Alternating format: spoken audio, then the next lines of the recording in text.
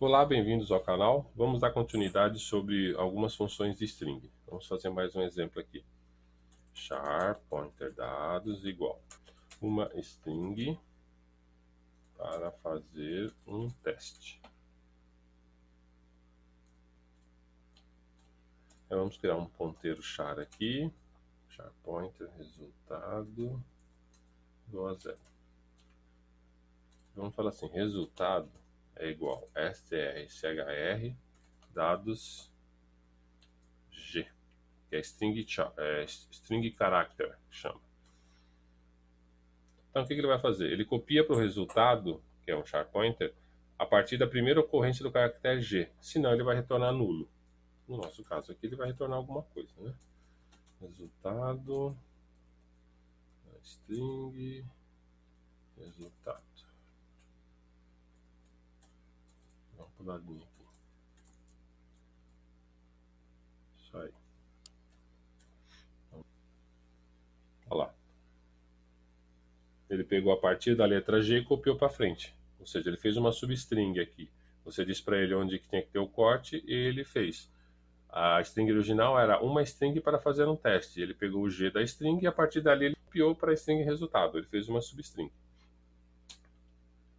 Então vamos para mais um aqui. A mesma string, vamos a string strchar, que é string reverse character.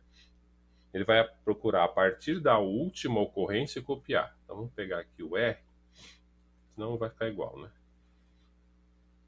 Aqui R tem dois, né? Tem na string e tem no fazer. Vamos ver o que ele vai fazer.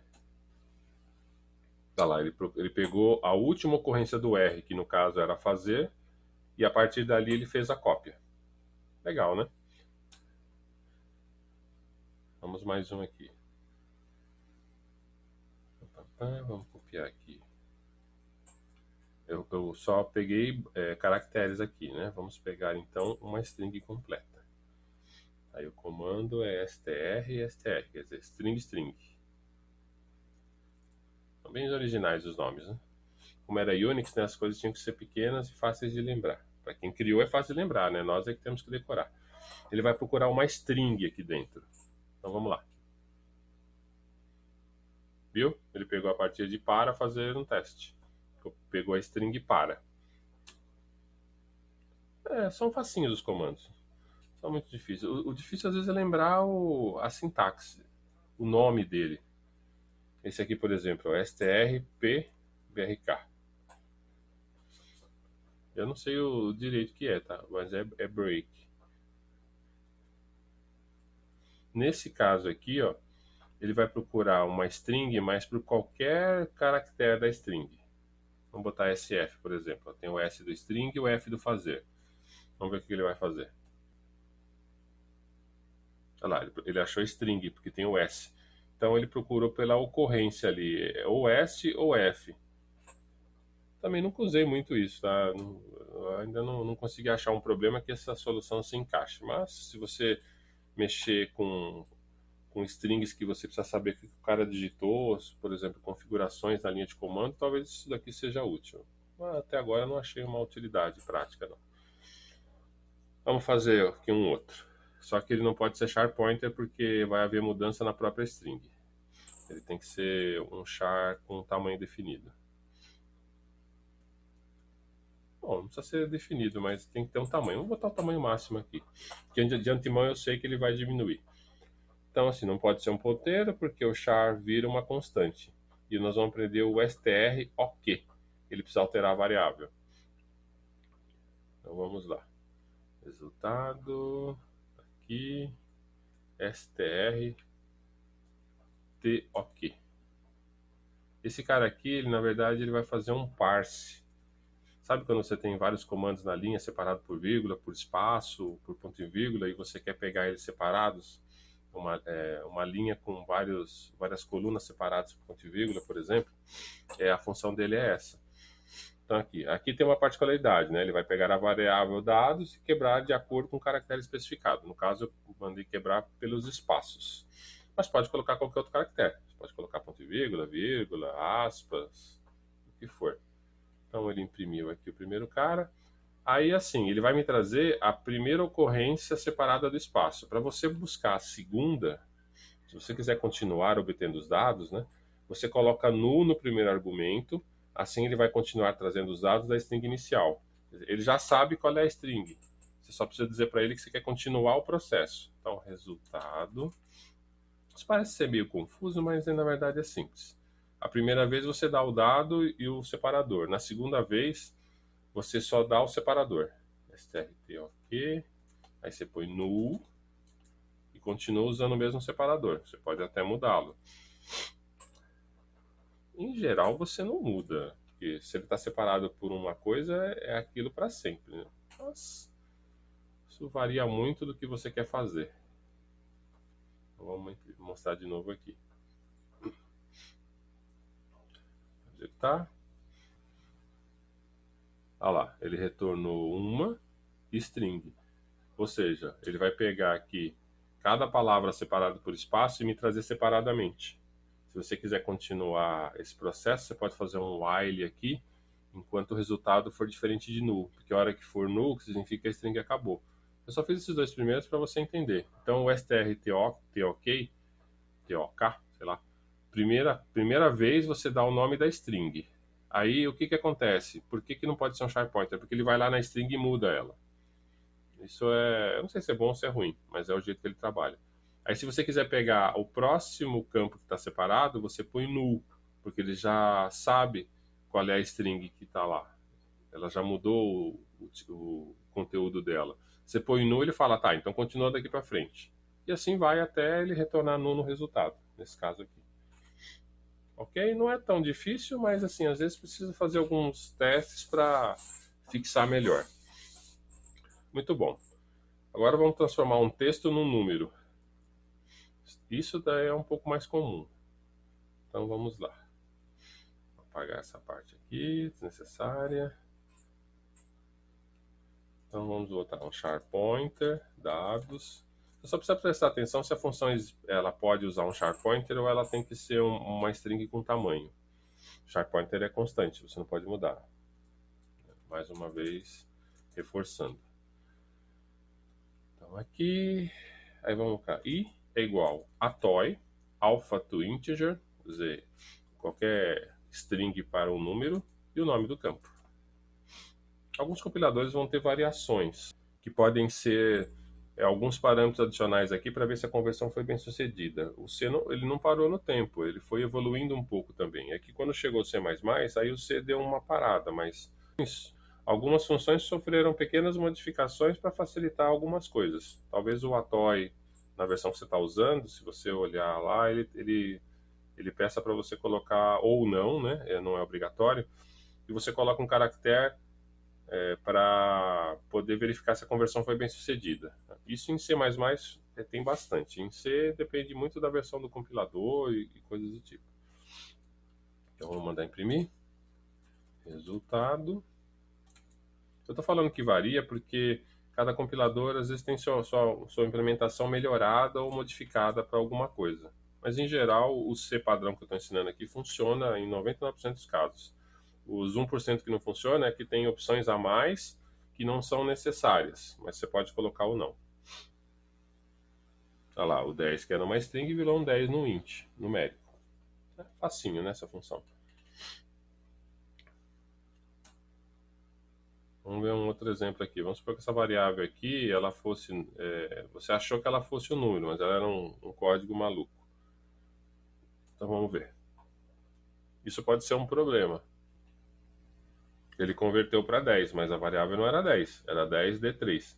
O que acontece é que ele começa a conversão até o caractere não numérico. No caso, ele achou um D, não é um número, ele parou. Mas a conversão ficou pela metade, ou não era para ter convertido esse dado. Então, isso tem que tomar cuidado. Como que é o tomar cuidado? É você, em algum momento, fazer uma checagem se os dados estão ok. Por exemplo, se você está carregando um arquivo de dados que vem de um fornecedor e o cara colocou o valor errado, ele vai carregar até onde ele achar. Depois tem que ter algum tipo de conferência na informação para saber, olha, o dado que foi convertido aqui não está legal, não tá bem. Mas em geral você vai utilizar a conversão que o banco de dados usa, não a conversão do C. Porque a do banco de dados ele vai reclamar, ó, isso aqui não é um número. No caso do Atoy, ele não reclama, ele simplesmente vai fazer a conversão até onde ele pode. Eu não sei se isso é um erro ou não, ou na hora que foi criado, qual que era a ideia. Mas é assim que funciona. Vamos botar um decimal aqui e vamos colocar um ATOF, que é um Alpha to Float, para números flutuantes. E a máscara aqui é um F.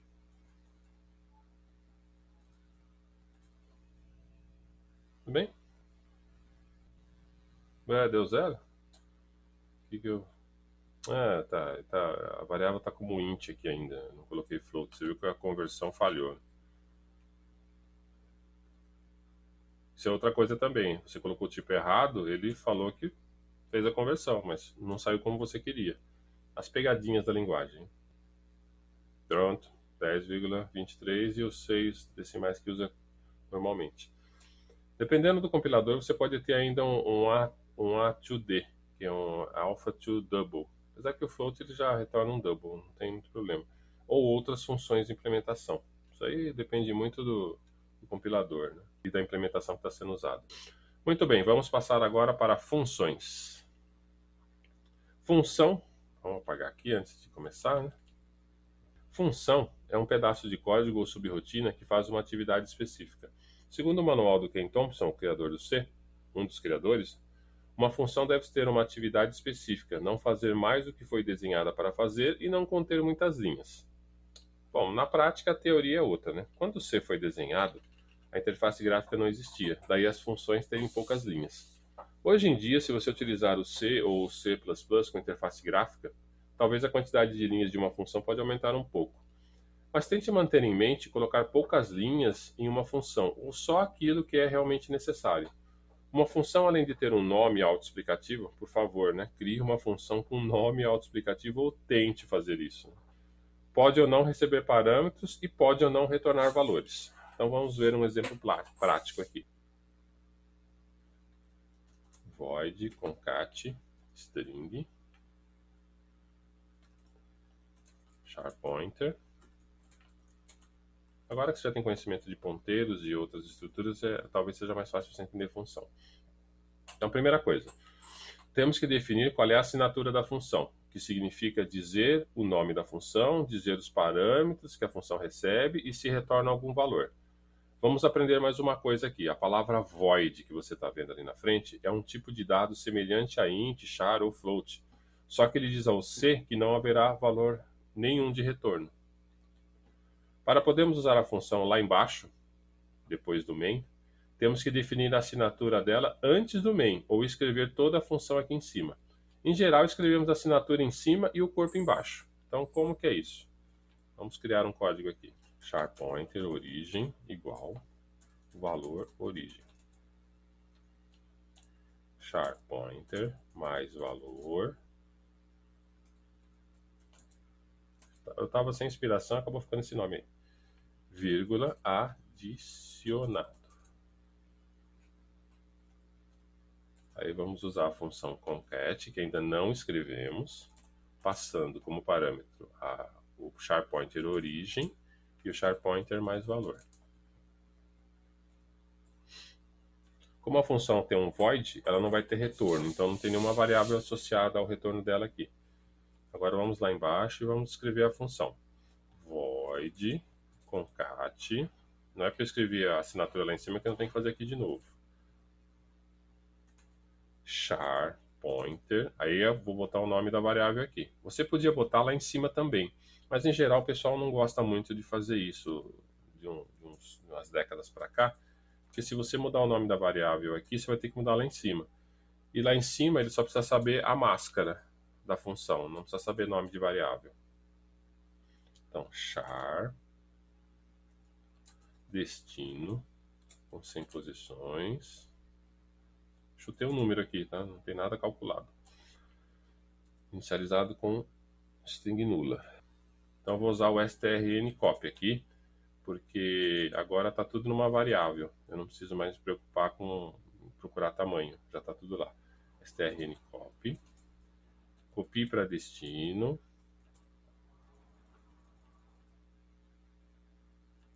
Copie para destino a variável em origem. O tamanho que ela tiver. strlen, lembra? Não é size off, é strlen. É o tamanho que tiver lá dentro, não o tamanho total do item aqui. E vamos concatenar. Primeiro eu copiei, agora vou ter que dar o strcat, né? Senão ele vai matar o conteúdo lá dentro. Tem que adicionar. Destino P. Adição. strlen P. Adição. O strlen está errado ali.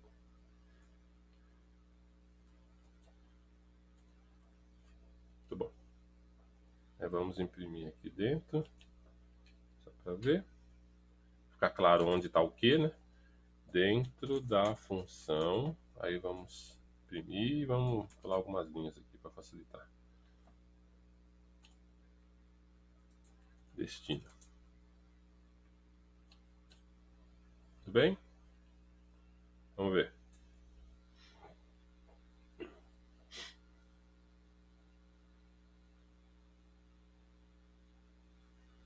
Tá vendo? Dentro da função, valor origem, vírgula adicionado.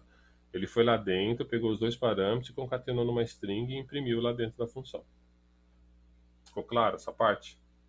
O int main aqui é exatamente o concat string. É uma função. Por isso que o sistema operacional tem que chamar ela, pode ou não passar parâmetros e tem que retornar um valor. No caso, o mínimo que você tem que escrever aqui no main é int main. Você tem que retornar algum valor. Em alguns casos no Facebook, o pessoal pergunta: eu botei void main e deu problema. O que aconteceu? Porque tem que retornar um número. Ou se você não retornar um número, a própria linguagem vai retornar zero, mas tem que ter um int lá. Então, viu como é que é uma função? É um pedacinho de código que você chama pelo nome, passa parâmetros ou não, e volta valor ou não. Nesse caso, ele não voltou valor, e nós passamos dois parâmetros. Então, agora vamos fazer a função retornar alguma coisa. Então, como é que nós vamos fazer isso? É praticamente a mesma coisa. A única diferença é que aqui, na máscara da função, nós vamos falar que ela retorna um char pointer. Aqui. O resto está certo, vai passar char. Aí aqui, vamos criar uma variável de resultado, né? Que vai conter o retorno da função. Char pointer resultado. Ele vai retornar um ponteiro de string. String sempre um ponteiro, só que só vai associar o endereço daquela string que vai retornar. Lembra? Agora você já tem condições de saber. Por que eu não retornei um char resultado com 100 bytes, por exemplo? Porque uma string é um ponteiro. Se eu estou retornando um ponteiro, eu estou falando para ele: olha, me associa a esse ponteiro que eu criei ao endereço de memória do ponteiro que vai retornar. Simples assim. Se não é simples, por favor, voltem às aulas anteriores e reveja ponteiros. Resultado é igual a concat. Passou o valor. Vamos mandar imprimir aqui dentro. Printf, função. Aí pular a linha aqui para facilitar. Resultado. Então aqui vai vir da função. Aí tem os printfs aqui. Acho que tá bom. O que mais tem que alterar? A função mudou a assinatura. Agora é um char pointer o retorno. Char pointer. Destino. strcall. Tem que dar um return aqui agora, né? Quando você quer retornar alguma coisa de uma função, você dá return e o campo, um valor ou qualquer outra coisa. Se você der só o return, ele vai retornar nulo ou nada. Nesse caso, nós queremos que retorne a variável concatenada. Então, tem que retornar destino. E você vai ver uma coisa muito legal quando executar aqui. Parece que está ok. Vamos executar? Não funcionou, né? Pois é. Vamos a uma explicação aqui. Está vendo a variável destino criada dentro do concat_string? Toda variável criada dentro de uma função não pode sair dela, só se ela for um ponteiro. Você pode ver que até o QtCreator me deu uma mensagem aqui, address of stack memory associated with local, aí tem mais coisa aqui que está dizendo. Ele está dizendo que essa variável destino ela é exclusiva dessa função, ela não pode sair daqui.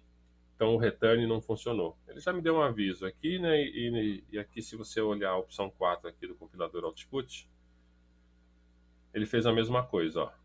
Ele gerou um warning. Ele falou, ó, esse destino aqui, você está querendo botar ele para fora da função, só que ela é exclusiva dela. Você não pode botar fora. Então, como que seria para fazer funcionar direitinho? Primeira coisa é você vir aqui na função e falar que você quer criar ela dinamicamente. Ela vai ser um ponteiro. Então, aqui, vou tirar isso aqui.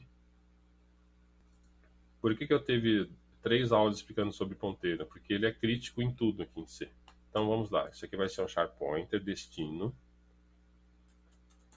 Só que eu vou usar aqui um malloc. Ele vai virar um ponteiro aqui dentro. Vezes 100 bytes. Então aqui, o strcopy destino. Não muda nada no strcopy nem no strcat, porque ele mexe com ponteiro, tudo é ponteiro. A string anteriormente era uma string, a string é considerado ponteiro, agora já é ponteiro mesmo, então não mudou nada aqui. E aqui em cima, como eu dei uma lock aqui dentro da função, assim que eu terminar de usar ela, eu vou dar um free no resultado.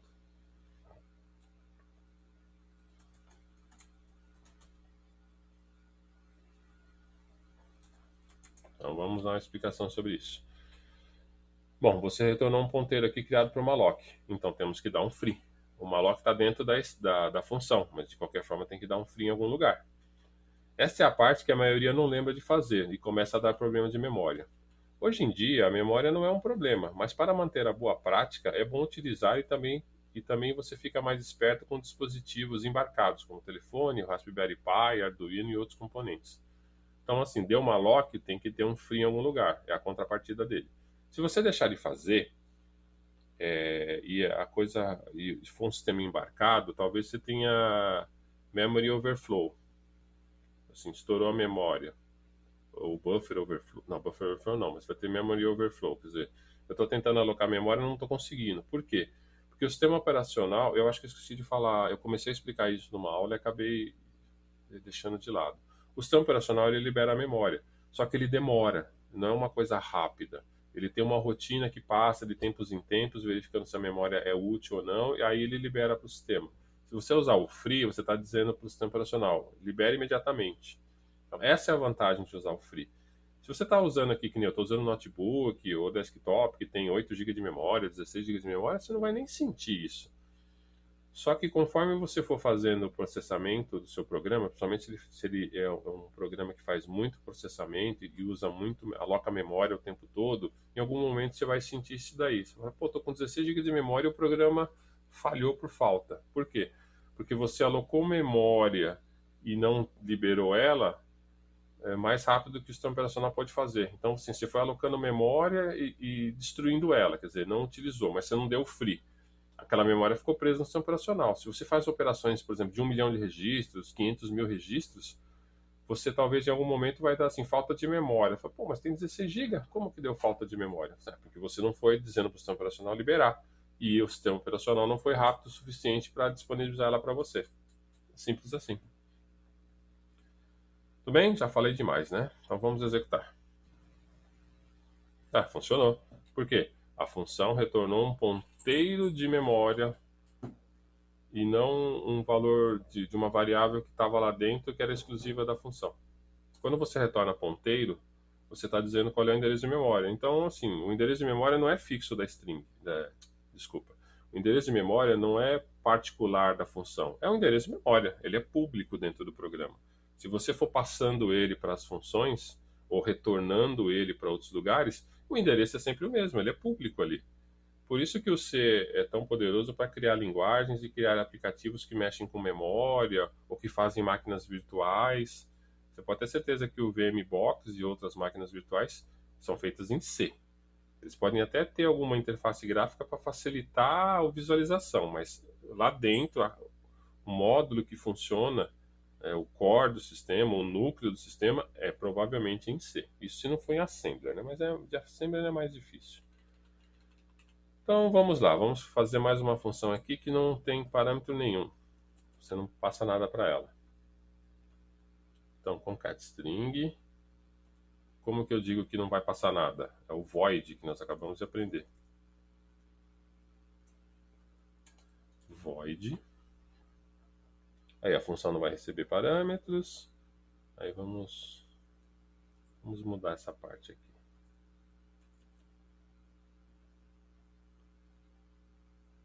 Só vai ter o resultado. Bom, só o resultado. Opa, apaguei demais.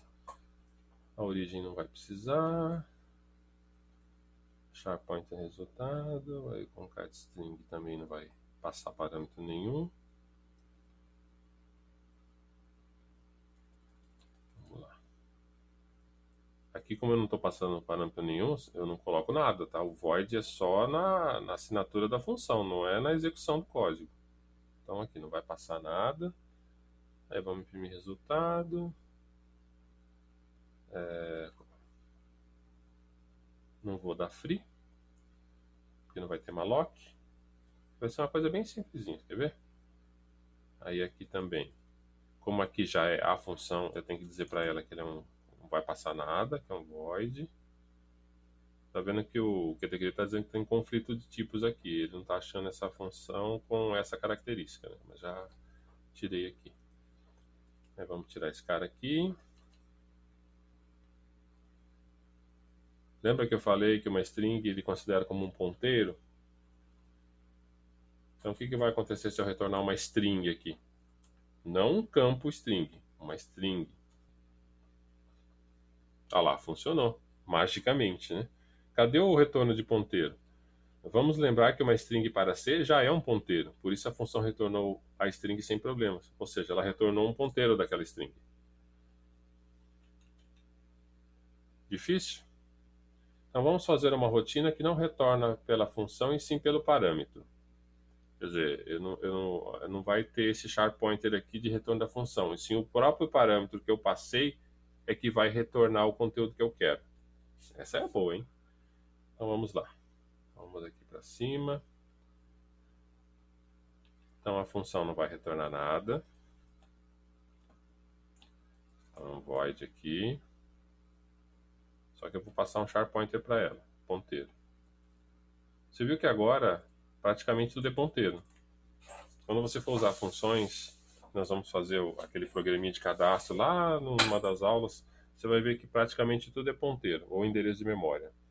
Uma vez que você criou a variável em algum lugar, você não vai ficar criando ela de novo.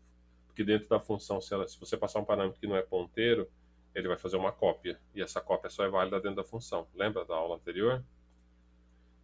Então, vamos colocar aqui, resultado com 100. Agora eu preciso alocar um tamanho para ele aqui, né? Igual a inicializar com nada. Aí eu concat string, não vai retornar nada, então não tem resultado. E vamos tirar. E aqui no concat string eu vou passar resultado. Vamos imprimir resultado aqui. Então vamos lá para a função. Ela não vai passar, não vai retornar nada, então é void aqui. Só que ela vai receber um SharPointer. SharPointer p retorno. Eu gosto de colocar um p na frente para saber que é um parâmetro. Isso é uma coisa minha. Você pode botar simplesmente retorno aqui, qualquer outro nome. Eu gosto de botar o p underline para saber, isso é um parâmetro de função. Então vamos copiar alguma coisa para dentro dela. Vamos usar o strcopy, mas mais uma vez. Use o strncopy. Mais seguro. Retornado da função. Então, vamos gravar um valor na string. E eu posso deixar sem return aqui. Vamos ver como é que fica. Ah lá, retornado da função. Por que funcionou? Porque a função ela pediu um SharPointer. Como um char aqui, que é um conjunto, um char resultado, é uma string, e uma string é um conjunto de chars, e toda string é considerada um ponteiro para o C, quando eu disse aqui char pointer, ele automaticamente associou o endereço de memória de resultado para o ponteiro aqui, char pointer. Aí, como eu copiei uma coisa para dentro dele, e é um ponteiro de memória, não é exclusivo da função, quando ele retornou, ele alterou o conteúdo. Já viu o perigo do C para fazer essas coisas? Você pode alterar coisas sem saber. Então, aqui. Vamos colocar um return aqui, só para você ver que se eu botar um return sem nada, funciona do mesmo jeito. Tá aí, fez a mesma coisa. Não teve mudança nenhuma. Muito bom. Agora vamos fazer uma função que passa uma struct. Que é praticamente a sua vida vai ser ficar passando estruturas para cima e para baixo aqui. Então vamos lá. Struct empregado nome, é char, né? Char nome, 30 posições, mais uma. Aí o int idade.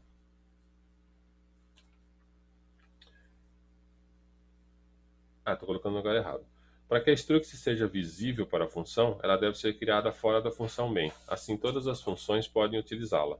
Se fosse criado dentro do main, que é o que eu acabei de fazer errado aqui, só a função main conseguiria enxergá-la. Essa é a pegadinha das funções. Todo tipo de dados que toda função deve usar, que está na sua assinatura, deve vir antes do main. Essa é a regra. Então vamos tirar daqui. Struct aqui. Quando eu coloco ela fora do main, significa que ela é pública. Todo mundo agora consegue enxergá-la. E já que a função ela está aqui como pública também, porque ela está fora do main, ela tem que entender essa estrutura aqui. Então vamos colocar.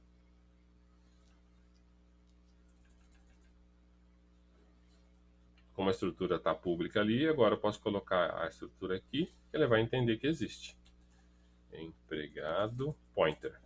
Quer dizer, eu quero um ponteiro da estrutura. Certo?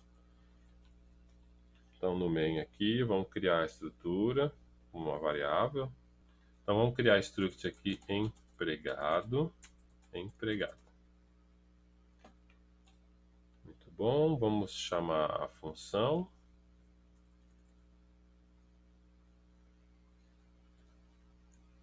Só que assim, a função ela está pedindo o endereço de memória da estrutura. Como que eu passo o endereço de memória de alguma coisa? O e-comercial.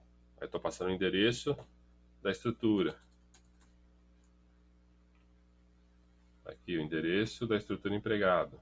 Que lá na função ele pede o ponteiro. Isso você vai usar com muita frequência. Se você tem uma variável que ela não é ponteiro e você precisa passar o ponteiro dela, provavelmente você vai usar o e-comercial.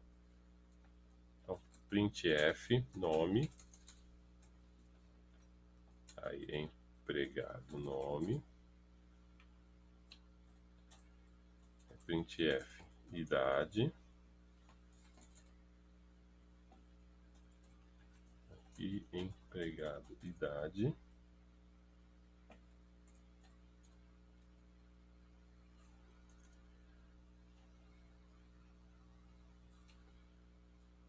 Nome, bom, acho que é suficiente. Aí retorna 0, tem um print aqui. Agora vamos para a função. A função não vai retornar nada, só que ela recebe um pointer da estrutura. Então vamos lá. Então, struct empregado pointer p retorno. Tá bom. Aí aqui, quando você tem retorno void, às vezes a pessoa coloca return só para evidenciar o que está retornando. Ou também não pode colocar, depende do seu code style aí. Então vamos lá, p retorno, era uma estrutura, lembra? Então ela vai ter o ponteirador aqui, né?